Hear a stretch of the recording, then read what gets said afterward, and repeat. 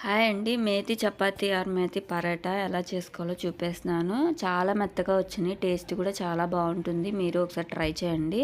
నేను 2 కప్పుల గోధుమ పిండిలో సరిపడా ఉప్పు, కారం, పసుపు వేసుకొని ఈ మెంతి కూర అనేది నేను పెద్ద కట్టలో సగం వేసానండి.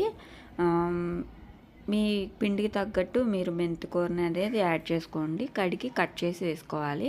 ఇప్పుడైతే ఉప్పు, కారం, పసుపు అలానే ఇది జీలకర్ర పౌడర్ అనేది వేసాను. జీలకర్ర పౌడర్, ధనియాల పౌడర్ కూడా వేసుకోవచ్చు. ఇందులో అల్లం వెల్లుల్లి పేస్ట్ 2 స్పూన్లు వేసాను, అంటే 1 స్పూన్నర వేసాను. అలానే కొంచెం వాము ఇలా కొంచెం స్మాష్ చేసుకొని వేసుకుంటే అరుగుదల అనేది బాగుంటుంది. వాము, 2 పచ్చిమిర్చి,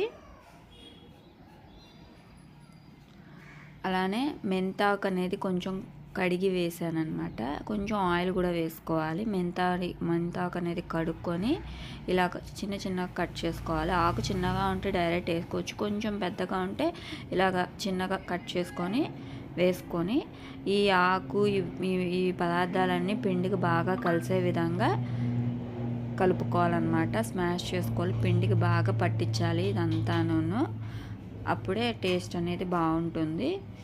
ఇప్పుడు వీటన్నిటిలో కొంచెం పెరుగు కూడా యాడ్ చేసుకుంటే సాఫ్ట్నెస్ అనేది వస్తుందండి. కొంచెం పెరుగు వేసాను నేను, అంతేనా 1 స్పూన్ పెరుగు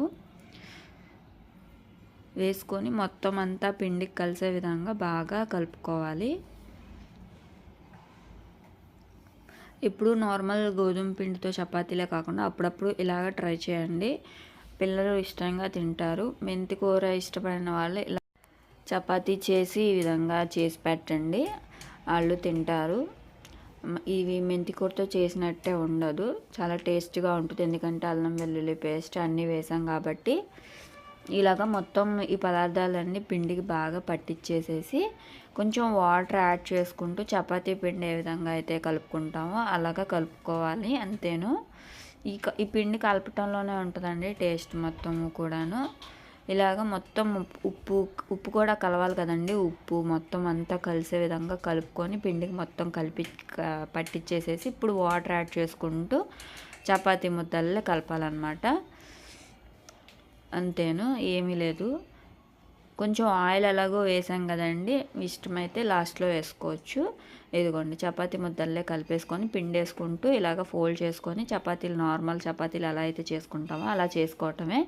ఇప్పుడు దీన్ని చపాతీ ప్యాన్ మీద వేయించేసుకోవటమే, అంతేను, ఏం లేదు. మెంతి పిండితో అన్ని ఇంగ్రీడియంట్స్ వేసి మనం కలిపాము చపాతీ పిండిలో. ఇప్పుడు దీన్ని చపాతీ వేయించుకోవటమే. మీరు నెయ్యితోనన్నా వేయించుకోవచ్చు, బటర్తో కానీ. నేనైతే ఇక్కడ ఆయిల్తో వేయించుతున్నాను. ఒకసారి ట్రై చేసి ఎలా వచ్చినాయో కామెంట్ చేయండి.